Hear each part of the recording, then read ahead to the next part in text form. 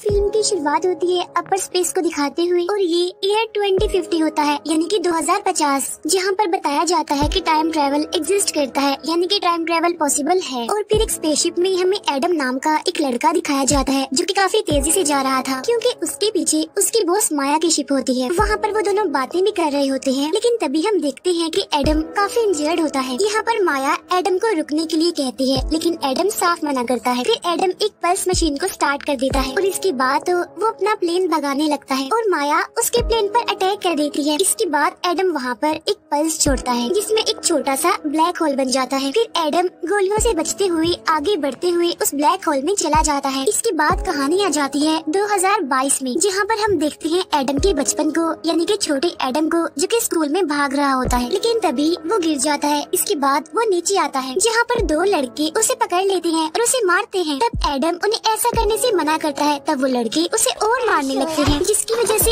Adam बेचारा वहाँ पर काफी इंजर्ड हो जाता है। कुछ टाइम के बाद एडम की मदर एली वहाँ स्कूल में आती है। वो एडम की हालत देखकर प्रिंसिपल के पास जाती है, जिसमें प्रिंसिपल तो उल्टा एडम की ही गलती निकालता है। वो कहता है कि एडम दूसरे लड़कों की इंसल्ट भी करता रहता है, इसीलिए इसे सस्पेंड किया जा रहा है। इसके बाद वो लोग वहाँ से निकल पड़ते हैं। यहाँ पर एडम अपनी मदर से कहता है कि अगर मेरे फादर होते तो वो मुझे समझते। तब उसकी मदर उसे कहती है कि मैं भी तुम्हारे लिए वरीड हूँ। वो कहती है कि अगर तुम ऐसे ही सस्पेंड होते रहे तो तुम्हारा कुछ नहीं होने वाला। फिर रात को हम एडम को देखते हैं जो कि अपनी बॉल से खेल रहा होता है। फिर एडम की मदर एली उसे बताती है कि मैं अपने फ्रेंड के साथ डिनर पर जा रही हूँ। यहाँ पर हमें पता चलता है कि एडम की फादर की 1 साल पहले एक कार एक्सीडेंट में मौत हो गई है, लेकिन एली अब मूव ऑन करना चाहती है सब कुछ भुलाकर। यहाँ पर हमें एडम के फादर का नाम भी पता चलता है, उनका नाम मार्क होता है। यहाँ पर एडम की मदर परेशान भी होती है, तब एडम उन्हें ज्यादा ना सोचने के लिए कहता है। तभी एडम की मदर एली के पास उसके फ्रेंड का मैसेज आ जाता है और वो एडम को बाय बोलकर निकलती है। कुछ टाइम के बाद एडम गेम खेलने लगता है और वो काफी इंजॉय कर रहा था। वहीं एडम के साथ हम उसके डॉग को भी देखते हैं, लेकिन तभी वहाँ पर लाइट्स ऑफ हो जाती हैं और उसका डॉग बाहर भागता है। तब एडम भी उसके पीछे पीछे बाहर आ जाता है। फिर वो दोनों टॉर्च लेकर आगे बढ़ते हैं। यहाँ पर एडम ने अपने साथ अपना बैग भी ले लिया होता है और जब ये आगे बढ़ते हैं तो इन्हें वहाँ पर बहुत सारे ट्रीज जले हुए भी मिलते हैं, जिनके जले हुए पार्ट्स नीचे गिरने लगते हैं। लेकिन तभी वहाँ पर एडम को किसी की मौजूदगी का एहसास होता है, जिसकी वजह से एडम और उसका डॉग डर जाते हैं। इसीलिए वो फौरन घर की तरफ भागते हैं और घर के पास आकर ही वो थोड़ा रिलैक्स होते हैं। लेकिन तभी उन्हें स्टोर रूम से किसी की आवाज आती है। तब चेक करने के लिए उसका डॉग अंदर चला जाता है। तब उसके पीछे पीछे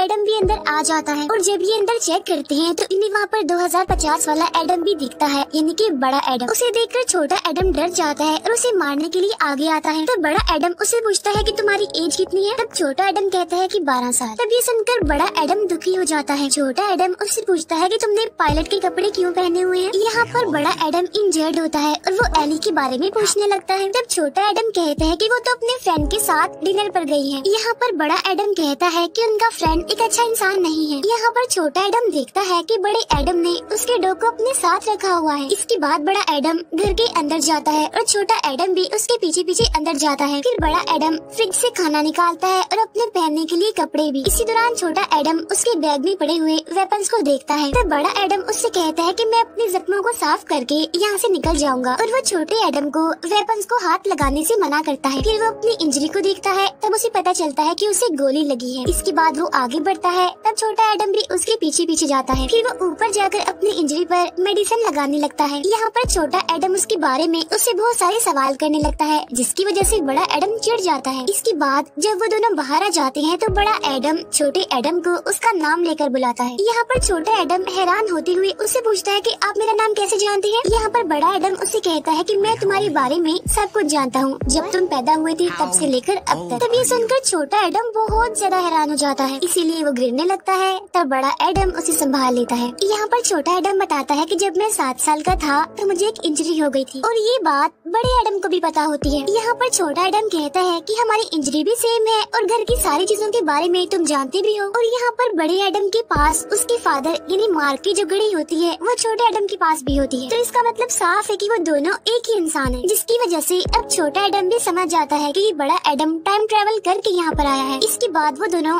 जंगल में जाते हैं, जहाँ पर छोटा एडम उसके यहाँ पर आने की वजह पूछता है। तब बड़ा एडम कहता है कि मैं एक रेस्क्यू मिशन पर यहाँ आया हूँ, लेकिन मैं 2018 में जाना चाहता था और बाय मिस्टेक मैं यहाँ पर इन्हीं 2022 में आ गया हूँ। लेकिन यहाँ पर वो अपने मिशन के बारे में कुछ नहीं बताता। इसके इसके बाद बड़ा एडम अपने शिप को स्टार्ट करने के लिए जाता है, लेकिन वो तो स्टार्ट ही नहीं होती। इसीलिए वो छोटे एडम को बताता है कि हम दोनों का डीएनए सेम है, लेकिन मैं तो इंजर्ड हूँ और मेरी शिप मेरे डीएनए से ही स्टार्ट हो सकती है, लेकिन मेरे इंजर्ड होने की वजह से मेरा प्लेन मुझे एक्सेप्ट ही नहीं कर पा रहा। इसीलिए तुम शिप का बटन प्रेस करके इसे स्टार्ट करो। जिसके बाद छोटा एडम ऐसे ही करता है और शिप स्टार्ट हो जाती है।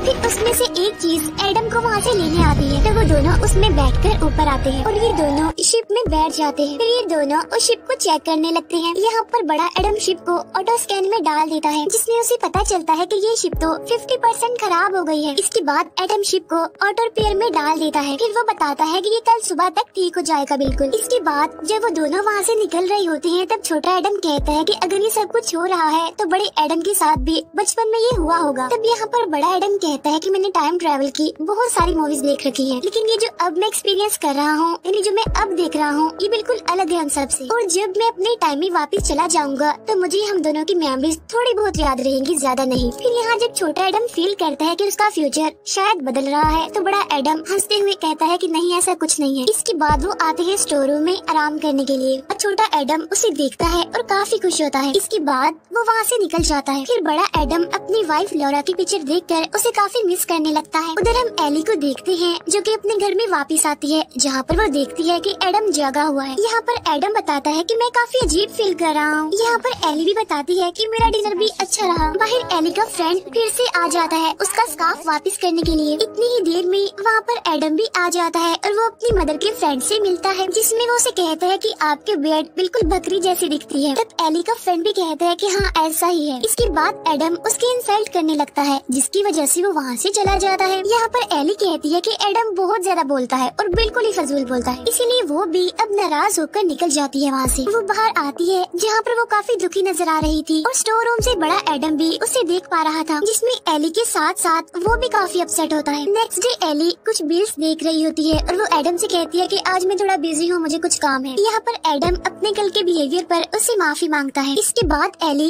काम पर जाने के लिए निकल जाती है और स्टोर रूम में हम एली और उसके हस्बैंड मार्क की पिक्चर को देखते हैं। उधर एडम जब अपनी इंजरी पर मेडिसिन लगा रहा होता है, तब छोटा एडम वहाँ उसके पास आता है और वो बड़े एडम की बॉडी को देखकर काफी खुश हो जाता है और उसकी बॉडी की तारीफ करता है। यहाँ पर बड़ा एडम उसे कहता है कि इतना मत सोचो और सिर्फ काम पर ध्यान दो। फिर बड़ा एडम वहाँ से निकलता है और कहता है कि मैं मेडिसिन लेने जा रहा हूँ। तब छोटा एडम उसे कहता है कि पहले अपने कपड़े तो चेंज कर लो। इसके बाद वो दोनों घर के अंदर आकर मार्क के कपड़ों को ढूंढने लगते हैं, क्योंकि एली ने उसके कपड़े अभी तक संभाल के रखे हुए थे। ये बात बड़े एडम को छोटा एडम बताता है। यहाँ पर बड़ा एडम पूछता है तो तुम उनका ख्याल क्यों नहीं रखते? वो बोलता है कि ये गलतियाँ मैंने भी की हैं, लेकिन अब तुम सुधर जाओ। इसके बाद वो मार्क का जैकेट ले लेता है। यहाँ पर छोटा एडम कहता है कि मैं अपने पापा को बहुत मिस करता हूँ। इसके बाद वो दोनों वहाँ से निकलकर आगे बढ़ते हैं। यहाँ पर छोटा एडम बड़े एडम से पूछता है कि तुम गलती से 2018 से 2022 में कैसे आ गए? जिस पर बड़ा एडम कहता है कि मुझे गोली लगी थी और मैंने कोऑर्डिनेट्स डाल दिए थे, लेकिन मैं उन्हें चेक करना भूल गया था। फिर वो छोटे एडम से पैसे लेकर स्टोर में जाता है, जहाँ पर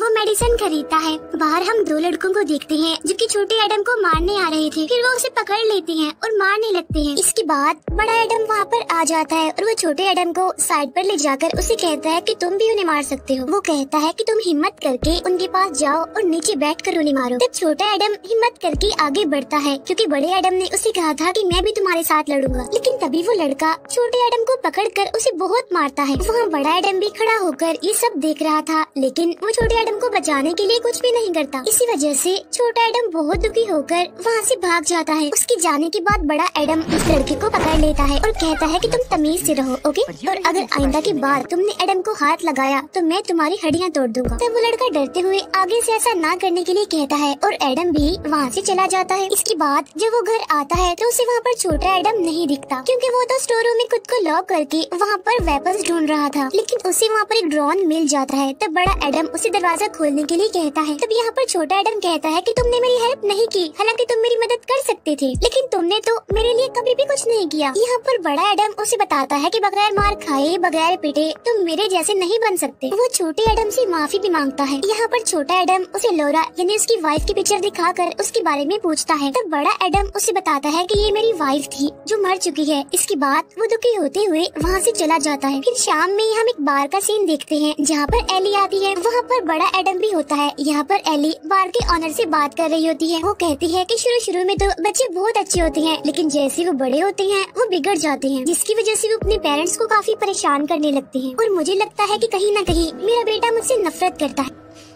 तब यहाँ पर एडम उसकी बात का जवाब देते हुए कहता है कि इसमें उसका कोई कसूर नहीं है, लड़के तो ऐसे ही होते हैं और आपका बेटा आपसे बहुत प्यार करता है। तब ये सुनकर एली बहुत खुश होती है और कहती है कि मैं अपने बेटे का एडमिशन अभी काफी अच्छे स्कूल में करवाने वाली हूँ। यहाँ पर वो अपने हस्बैंड मार्क के बारे में बताते हुए काफी दुखी हो जाती है। तब एडम उसे कहता है कि आप ये बात अपने बेटे को भी बताएं, यानी कि छोटे एडम को, क्योंकि उसे लग रहा था कि एली वैसे तो खुश है लेकिन वो अंदर से दुखी है और अगर ये बात वो अपने बेटे से शेयर करेगी तो सब ठीक हो सकता है। तब उसकी ये बातें सुनकर एली काफी शौक हो जाती है। यहाँ पर एडम एली से कहता है कि आपका बेटा आपसे नफरत नहीं करता, बल्कि वो आपसे बहुत प्यार करता है। ये कहकर वो वहाँ से चला जाता है। तब ये सुनकर एली काफी कंफ्यूज हो जाती है और वो बार से बाहर आती है उसे देखने के लिए, लेकिन वो तो वहाँ से निकल चुका होता है। इसके बाद हम देखते हैं कि माया का शिप भी 2022 यानी प्रेजेंट टाइम में आ चुका है, जहाँ पर माया अपने एक साथी के साथ होती है। वो अपने सोल्जर्स को एडम को ढूंढने के लिए कहती है। फिर दोनों एडम हमें एक साथ दिखाए जाते हैं, जहाँ पर छोटा एडम बड़े एडम से लौरा के बारे में पूछता है। जहाँ पर एडम बताता है कि असल में लौरा एक बार गलती से मेरी क्लास में आ गई थी, जहाँ पर वो दोनों एक दूसरे से मिले और एक दूसरे को पसंद करने लगे। कुछ सालों पहले वो एक वॉर में थी और वो एक काफी अच्छी पायलट थी, लेकिन फिर बाद में मुझे पता चला कि वो 2018 में गई थी किसी मिशन के लिए और यही वजह थी कि मैं 2018 में जाना चाहता था, लेकिन गलती से मैं 2022 में आ गया। लेकिन मेरी वाइफ 2018 में क्यों गई वहाँ पर, ये बात मुझे नहीं पता, लेकिन मुझे लगता है कि मेरी बॉस माया मुझसे कुछ छुपा रही है। यहाँ पर छोटा एडम बताता है कि माया तो मेरे डैड के पार्टनर का नाम भी है। तो बड़ा एडम कहता है कि हाँ वो वही है, लेकिन वो बहुत बुरी औरत है और मेरे पास फ्यूचर में जाने के लिए एक काफी बड़ी दुनिया है, जिसमें मैंने अपने फादर की स्टडी को पढ़ के टाइम ट्रेवल करना सीख लिया, लेकिन मेरे फादर को भी इस बारे में कुछ नहीं पता चलता। यहाँ पर वो अपने प्रोजेक्ट का नाम भी बताता है, उसका नाम होता है एडम प्रोजेक्ट। यहाँ पर छोटा एडम फिर से लौरा के बारे में पूछता है, जिस पर एडम कहते हैं कि शायद माया ने 2018 में उसे मार दिया होगा। तब ये बात सुनकर वो डॉग भौंकने लगता है, जिस पर एडम काफी हैरान हो जाता है कि वो छोटे एडम को भी अपने पीछे पीछे आने के लिए कहता है। इसके बाद वो एक बॉम्ब फेंकता है अपने सामने और तभी दो सोल्जर्स इनविजिबल होकर उसके पास आते हैं, लेकिन वहाँ पर बॉम्ब के ब्लास्ट होने की वजह से वो दोनों मारे जाते हैं। फिर दो और सोल्जर्स आकर एडम को मारने के लिए आगे बढ़ते हैं, लेकिन तभी एडम बाहर आकर उन सबसे लड़ने लगता है, जिसमें बहुत सारे सोल्जर्स को वो मार भी डालता है। इसके बाद वो अपना हथियार लेकर उसमें से वेव पैदा करके उन सारे सोल्जर्स को मारता है और यहीं पर हम माया के प्लेन को देखते हैं। तभी माया का साथी वहाँ नीचे आता है। तब एडम उसे बताता है कि तुम बहुत ही बुरे इंसान हो। एडम कहता है ये जो फेस तुम्हारा बिगड़ा हुआ है ना, इसकी हालत भी मैंने ही ऐसी की थी और मैं तुम्हें जान से मार डालूंगा। यहाँ पर माया एडम को फिर से 2050 में वापस जाने के लिए कहती है। तब ये सुनकर एडम साफ इनकार कर देता है। तब इनकार सुनकर माया उसे गन दिखाती है और एडम अपना हथियार नीचे रख देता है और तभी माया का साथी एडम को मारने लगता है, लेकिन तभी माया की शिप पर हमला हो जाता है और ये हमला किसी और ने नहीं बल्कि लौरा ने किया होता है, जो जंगल से आगे बढ़ रही होती है। फिर वो सारे सोल्जर्स को मारने लगती है और तभी एडम भी उठता है और वो लौरा को देखकर काफी खुश होता है और हैरान भी, क्योंकि वो जिंदा होती है। फिर वो लौरा के साथ मिलकर सोल्जर्स को मारने लगता है। यहाँ पर लौरा उसे बताती है कि मैं यहाँ पर तुम्हें बचाने आई हूँ। फिर वो दोनों हस्बैंड वाइफ मिलकर सारे सोल्जर्स को बहुत मारते हैं। फिर वो दोनों मिलकर काफी खुश होते हैं और छोटा एडम उन्हें देख रहा होता है, लेकिन तभी वो देखती है कि माया का शिप वहाँ से गायब हो गया है। इसके बाद वो तीनों आगे बढ़ते हैं। वो लौरा की गाड़ी में बैठकर वहाँ से निकल जाते हैं। वो दोनों एक दूसरे को देखकर काफी खुश हो जाते हैं। यहाँ पर लौरा बताती है कि 2018 में मैं बच गई थी। फिर वो गाड़ी में बैठे छोटे एडम से भी मिलती है और तभी ऊपर से माया की शिप उन पर हमला कर देती है, लेकिन वो लोग बचकर आगे निकल जाते हैं। वो अपनी जान बचाने के लिए जंगल में चले जाते हैं। फिर शिप से दो सोल्जर्स उड़कर वहाँ पर आते हैं। वो उनकी गाड़ी का पीछा करने लगते हैं। तब एडम गाड़ी से निकलकर पहले एक सोल्जर को मारता है और फिर वो दूसरे सोल्जर पर ट्री गिराकर उसे मार डालता है। फिर वो लोग आगे बढ़ते हैं और शिप भी वहाँ से गायब हो गया था। इसके बाद वो लोग लौरा के घर पर जाते हैं। यहाँ पर एडम उसे पूछता है कि तुम 2018 में क्यों गई थी, जिस पर लौरा कहती है क्योंकि मुझे पता चल गया था कि माया बार बार 2018 में आती है। इसके बाद वो लोग घर के अंदर चले जाते हैं। यहाँ पर लौरा बताती है कि 2019 में तुम्हारे पापा मार के प्रोजेक्ट यानी एडम प्रोजेक्ट को ग्रीन सिग्नल मिला था और स्टॉक्स और दूसरी चीजों को देखते हुए माया फ्यूचर के लिए खुद को तैयार कर रही है और मुझे ऐसा लगता है कि उसके पास बहुत पैसे हैं। तभी सुनकर एडम काफी हैरान हो जाता है। लौरा उसे ये भी बताती है कि माया सब कुछ चेंज कर रही है। वो ये भी बताती है कि मुझे 2018 में यानी इस टाइम टाइम में माया ने यहाँ पर देख लिया था। फिर उसने मेरी शॉप में बॉम्ब लगाकर मुझे मारने की कोशिश की, लेकिन मैं किसी न किसी तरह बच गई थी। जिसके बाद मैं यहाँ पर रहने लगी और मैं पिछले 4 सालों से तुम्हारा इंतजार कर रही हूँ, क्योंकि मुझे पता था कि तुम मुझे बचाने के लिए यहाँ पर जरूर आओगे। तब इस बात की वजह से वो दोनों काफी खुश हो जाते हैं। कुछ देर के बाद तीनों बाहर बैठकर इस बारे में डिस्कस करने लगते हैं। लौरा एडम को 2018 में जाने के लिए कहती है और कहती है कि वहाँ पर जाकर तुम टाइम ट्रेवल के प्रोजेक्ट को खत्म कर देना। यहाँ पर एडम लौरा को भी अपने साथ चलने के लिए कहता है। तब यहाँ पर लौरा उसे बताती है कि तुम्हारा शिप तुम्हारे डीएनए के अलावा किसी को भी एक्सेप्ट नहीं करता और अगर तुमने टाइम ट्रेवल को रोक दिया तो हम कभी भी नहीं मिल पाएंगे, ऐसा एडम को लगता है। तब यहाँ पर लौरा उसे बताती है कि हम कभी भी अलग नहीं हो सकते, लेकिन यहाँ पर एडम फिर भी डरा हुआ और कंफ्यूज होता है।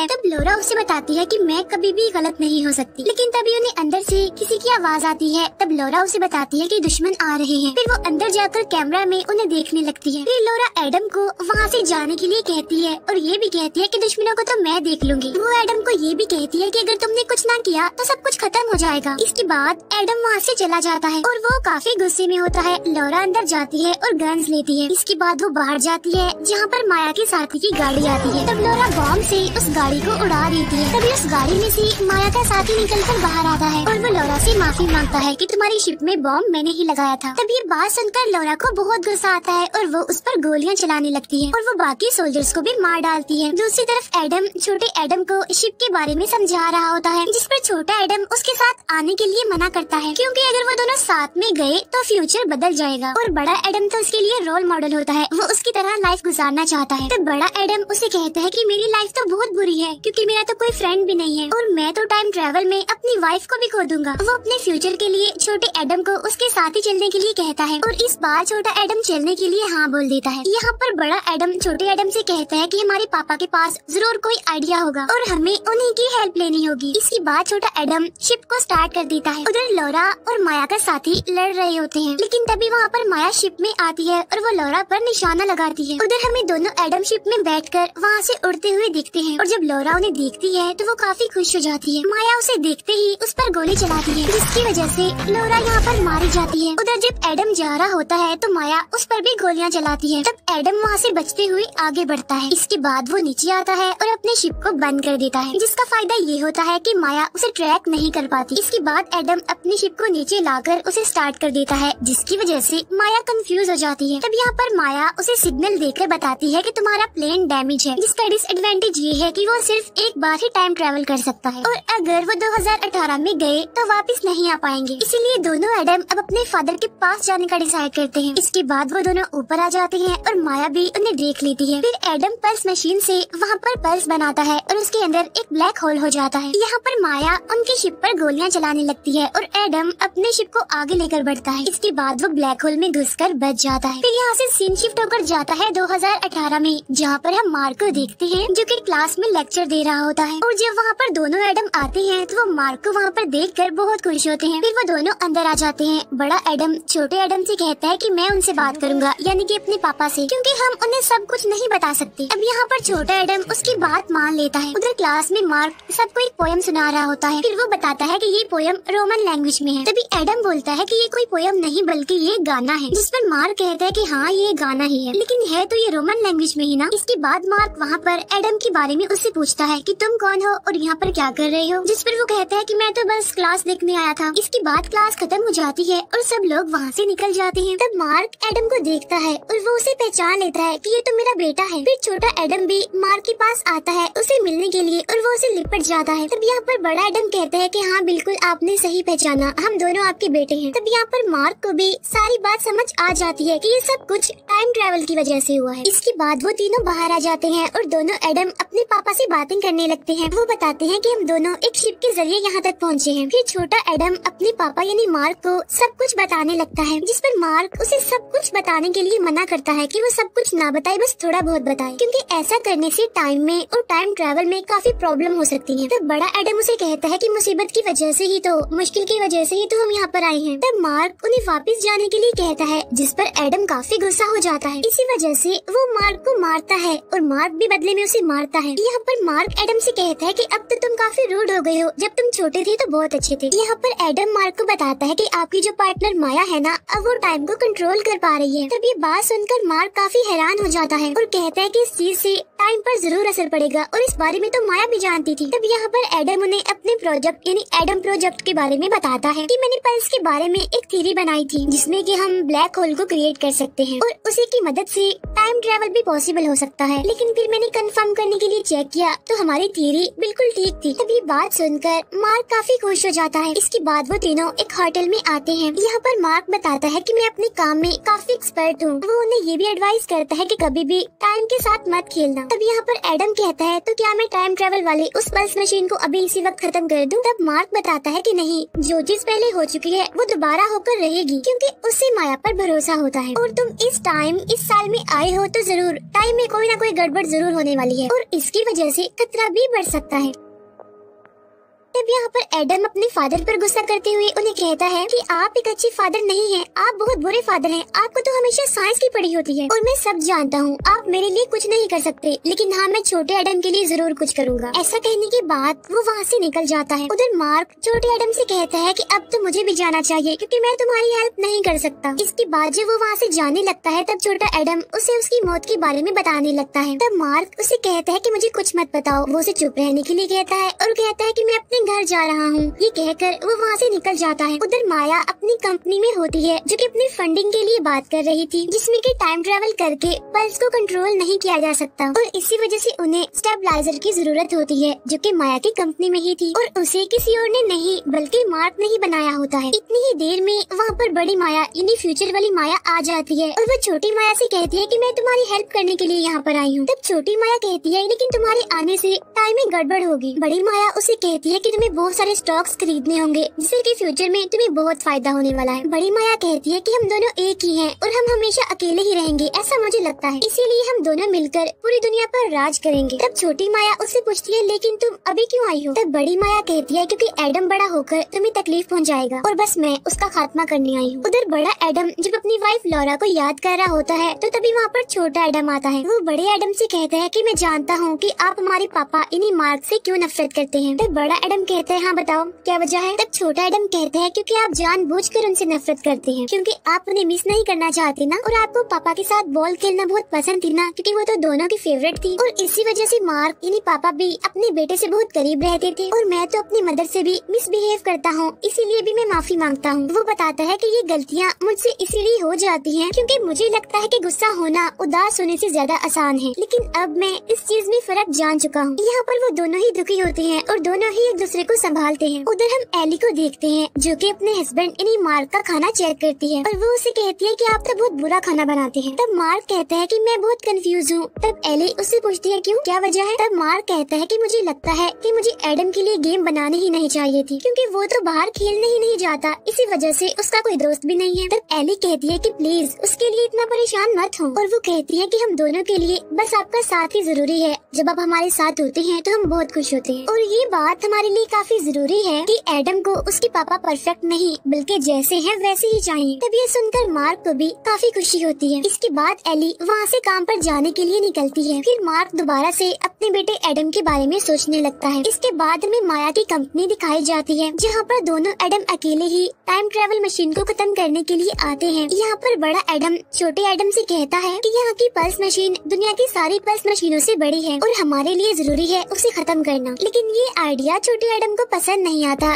तब बड़ा एडम उसे कहता है कि प्लीज खुद पर भरोसा रखो। इसके बाद वो अपने हथियार छोटे एडम को देता है। इसके बाद बड़ा एडम आगे बढ़ जाता है जहाँ पर छोटा एडम प्लान के मुताबिक तैयारी करने लगता है। इसके बाद सारे सोल्जर्स आकर एडम को पकड़ लेते हैं। तब वहाँ पर एडम कहता है कि अपने सूट और अपने मास्क निकालकर मुझसे बात करो, लेकिन तभी वहाँ पर एक ड्रोन आता है जिसे छोटा एडम कंट्रोल कर रहा था। तब बड़ा एडम यहाँ पर छोटे एडम को हमला करने के लिए कहता है, जिस पर छोटा एडम उसे कहता है कि हिम्मत करो, आप नीचे बैठकर उन्हें मारो। जिस पर बड़ा एडम समझ जाता है कि वो उसे टॉन्ट करवा रहा है, उसे तंग कर रहा है। फिर छोटा एडम ड्रोन पर कंट्रोल करके उन सभी सोल्जर्स को मारने लगता है। साथ साथ बड़ा एडम भी सोल्जर्स को मारने लगता है। तभी वहाँ पर दो गाड़ियाँ आती हैं और छोटा एडम उनमें से एक गाड़ी को ही उड़ा देता है और जब दूसरी गाड़ी एडम को हिट करने वाली होती है तो तभी मार्क की गाड़ी वहाँ पर आकर उस दूसरी गाड़ी को ही हिट कर देती है, जिसकी वजह से यहाँ पर एडम की जान बच जाती है। तभी उस गाड़ी में से मार्क बाहर आता है। यहाँ पर एडम उसे बताता है कि मुझे कुछ नहीं हुआ, ठीक हूँ मैं हाँ बिल्कुल। और वो उससे पूछता है यानी मार्क से कि आप यहाँ पर क्यों आए हैं, जिस पर मार्क कहता है बेटा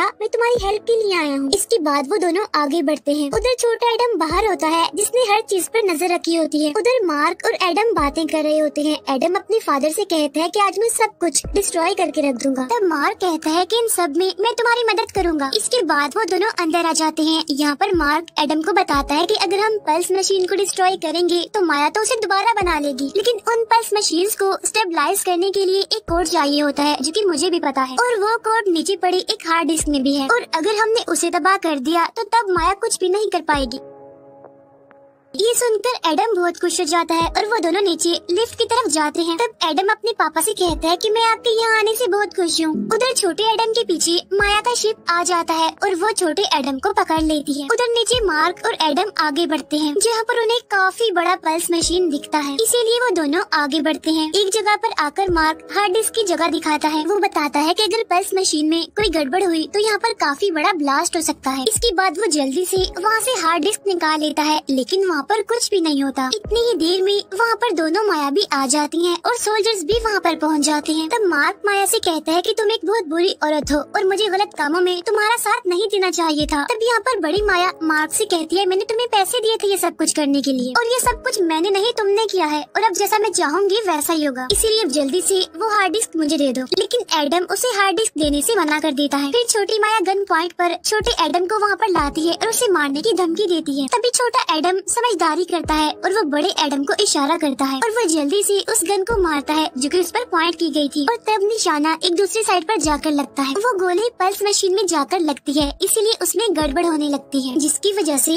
वहाँ पर मैग्नेटिक फील्ड बढ़ने लगती है, जिसकी वजह से लोहे की सारी चीजें पल्स मशीन की तरफ बढ़ने लगती है। अब वो सारे सोल्जर्स भी लोहे के बने हुए थे, इसीलिए वो भी पल्स मशीन की तरफ खींचते हुए उसके साथ जुड़ जाते हैं। लेकिन एक सोल्जर छोटे एडम को पकड़कर वहीं पर लटक जाता है, और जब माया का साथी हार्ड डिस्क को लेने के लिए जाता है तो बड़ा एडम उससे लड़ता है और मार्क उस जगह को स्टेबलाइज करने लग जाता है। उधर बड़ा एडम बहादुरी से माया के साथी का मुकाबला कर रहा होता है। दोनों ही एक दूसरे पर भारी पड़ रहे थे। उधर छोटा एडम पहले तो सोल्जर को मारता है और बाद में वो नीचे आ जाता है। उसे वहाँ पर एडम का हथियार भी मिलता है, जहाँ पर एडम और माया का साथी लड़ रहे होते हैं। छोटा एडम वहाँ पर आ जाता है, जिसकी वजह से माया का साथी उसे मारता है। तब ये देखकर बड़े एडम को बहुत गुस्सा आता है, इसी वजह से वो माया के साथी को बहुत मारता है। लेकिन यहाँ पर माया का साथी एडम पर भारी पड़ रहा था और वो उसे मारने ही वाला था। उधर जब मशीन खराब हो रही होती है तब एक दरवाजा उस मशीन की तरफ खींचता जाता है। तभी यहाँ पर एडम माया के साथी को धक्का दे देता है, जिसकी वजह से माया का साथी भी दरवाजे के साथ उस मशीन में घुसकर मारा जाता है। लेकिन तभी वो मशीन आउट ऑफ कंट्रोल होने लगती है। तभी माया दोनों एडम को गन दिखाकर उन्हें वो हार्ड डिस्क देने के लिए कहती है, लेकिन तभी उनके सामने मार्क आ जाता है और वो माया से कहता है कि तुम्हें पहले मुझे मारना होगा मेरे बच्चों को मारने से पहले। फिर वो माया से कहता है कि तुम ऐसा मत करो क्योंकि तुम तो दिल की एक बहुत अच्छी औरत हो। अब ये बात सुनकर बड़ी माया को तो बहुत गुस्सा आ जाता है, लेकिन छोटी माया डर जाती है, इसीलिए बड़ी माया आगे आकर गन ले लेती है। यहाँ पर मार्क उससे कहता है कि तुम बेशक गोली चला लो, मुझे तो कुछ नहीं होने वाला। तब ये बात सुनकर बड़ी माया को गुस्सा आ जाता है और वो गोली चला ही देती है, लेकिन वहाँ पर मैग्नेटिक फील्ड होने की वजह से